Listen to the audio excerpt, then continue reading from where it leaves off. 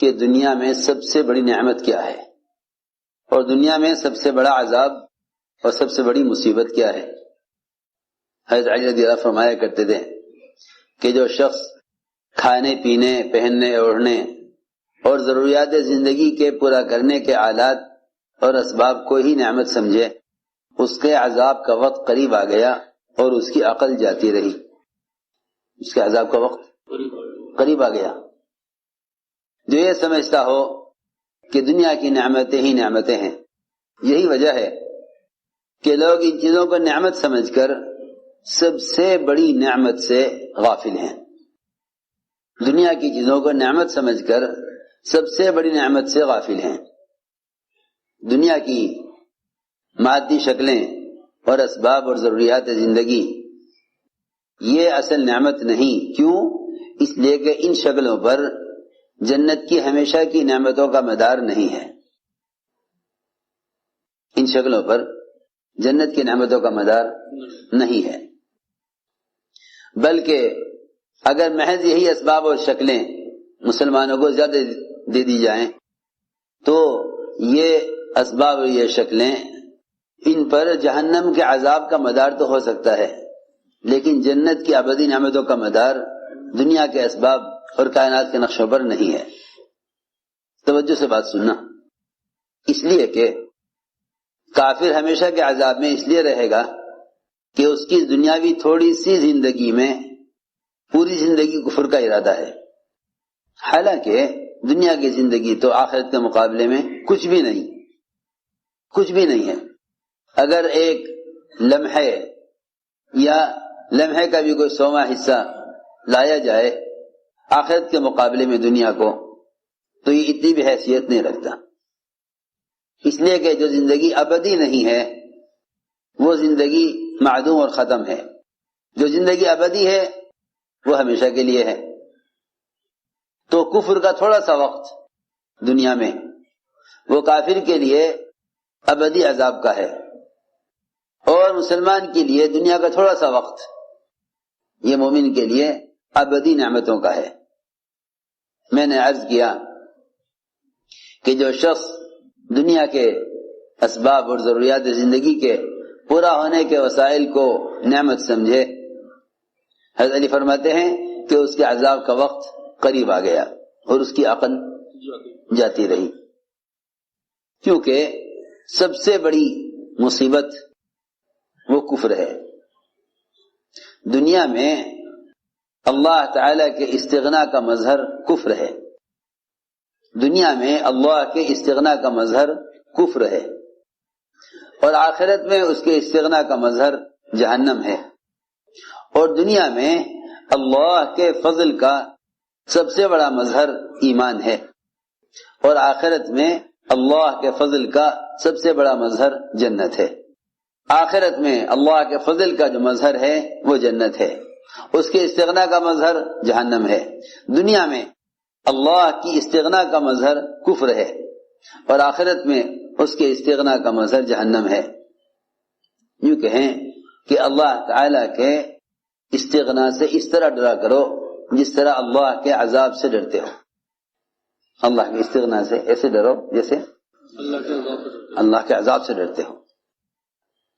اللہ کے استغنا سے ایسے ڈرا کرو جیسے اللہ کے عذاب سے ڈرنا چاہیے، اس لیے کہ اس کی ذات بہت مستغنی ہے۔ میں نے عرض کیا کہ اگر کسی کافر کے کفر کو دیکھیں تو اس سے اللہ تعالی کے استغنا کا دھیان آئے گا کہ اللہ کی ذات کتنی مستغنی ہے، اللہ کی ذات کتنی مستغنی ہے کہ اس نے ایک انسان کو کفر پر رکھ کر یہ بتلایا ہے ایمان والوں کو کہ مجھے کسی کی وحدانیت اور کسی کی عبادت کی اور کسی سے اپنی بڑائی کے بیان کرانے کی ضرورت نہیں ہے۔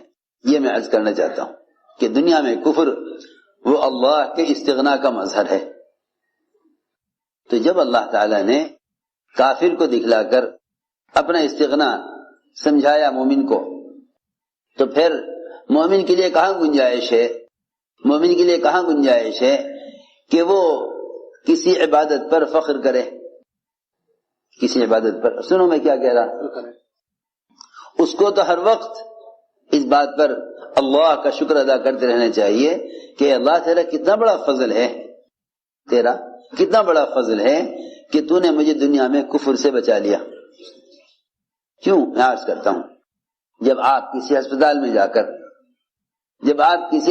جا کر بیماروں کو دیکھیں تو ہڈی کے بیماروں کو دیکھیں گے تو آپ کو اپنی ہڈیوں پر اللہ کا شکر اور اس نعمت پر اللہ تعالیٰ کے احسان کا خیال آئے گا۔ جب آپ دماغ کے بیماروں کو دیکھیں گے تو اپنے دماغ کا خیال آئے گا۔ جب آپ اندھوں کو دیکھیں گے تو اپنی آنکھوں کا خیال آئے گا۔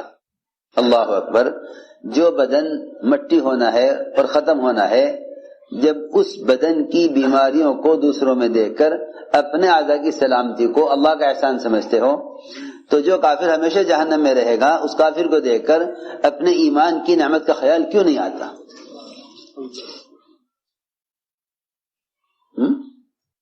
میں حیران ہوں کہ اس زمانے میں پڑھے لکھے کیا عوام سب مسلمان ایمان کی نعمت سے غافل ہیں۔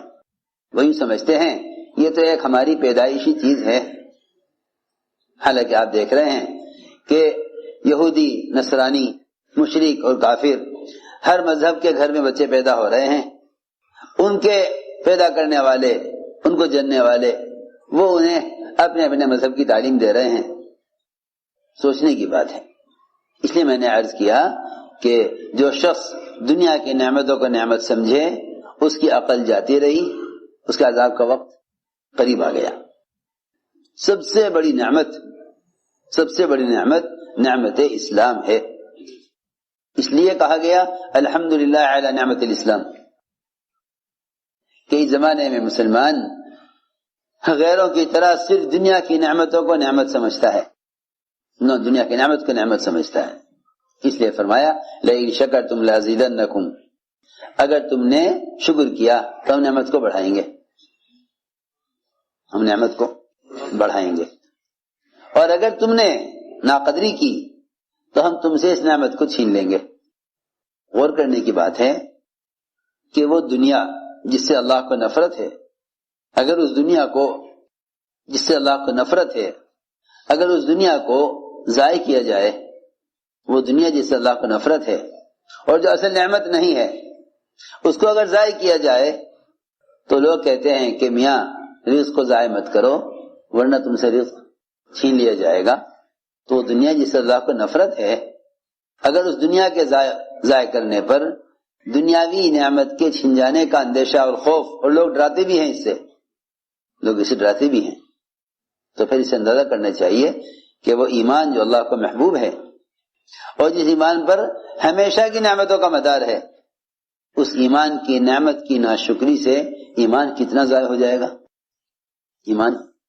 اور اگر حقیر دنیا شکر کرنے سے بڑھ سکتی ہے تو جو ایمان اللہ تعالیٰ کو عزیز ہے اور محبوب ہے، اس ایمان کی قدر کرنے سے ایمان میں کتنا اضافہ ہونا چاہیے۔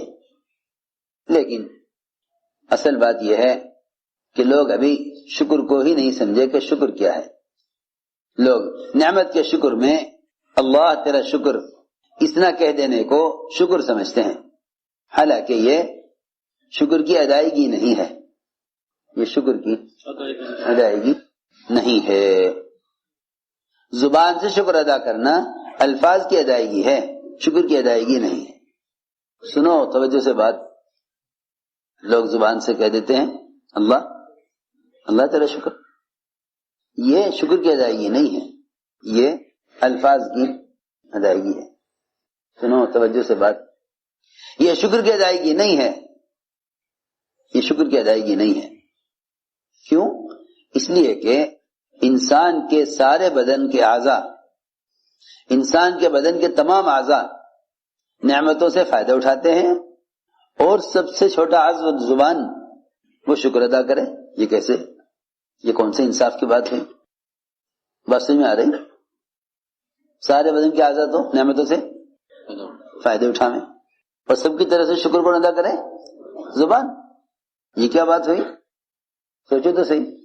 آپ کا کوئی کام ہے، آپ کا کوئی کام ہے، تجارت کا، ملازمت کا، اس میں کوئی رکاوٹ پیش آ گئی، آپ نے 2-4 آدمیوں سے بات کی، میں کہا جی دیکھو آپ کا کام ہو جائے گا، لیکن فلاں فلاں فلاں فلاں فلاں 4 آدمی 6 آدمی یہ سب ان سب سے متعلق ہے یہ کام، آپ ان سے جا کے کہیے۔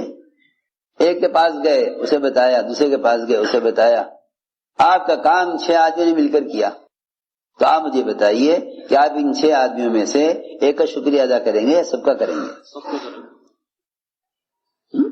آسان بات ہے، آپ شکریہ کس کا ادا کریں گے؟ سب کا یا ایک کا؟ تو سب کا شکریہ ادا کریں گے۔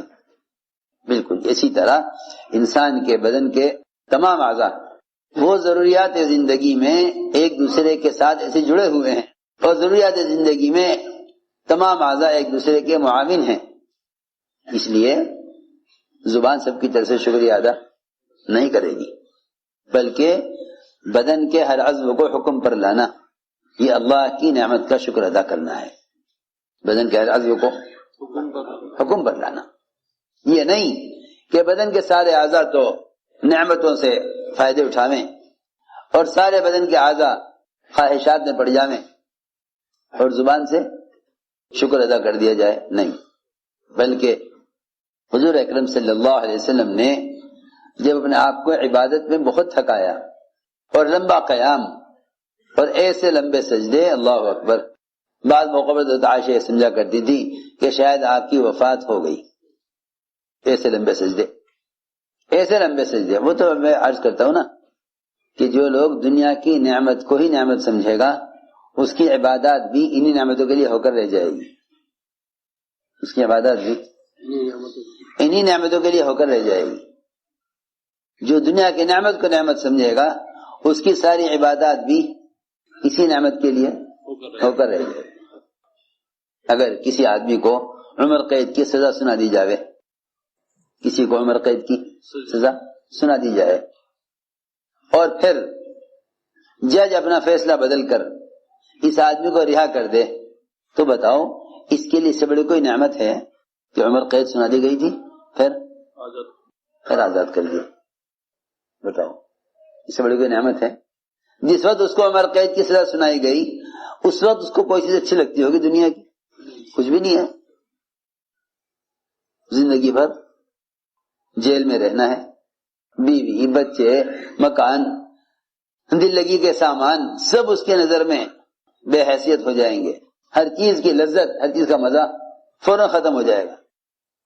بس اسی لیے عرض کر رہا کہ سب سے بڑی نعمت نعمت ایمان ہے، سب سے بڑی نعمت نعمت ایمان ہے، سب سے بڑی نعمت نعمت ایمان ہے۔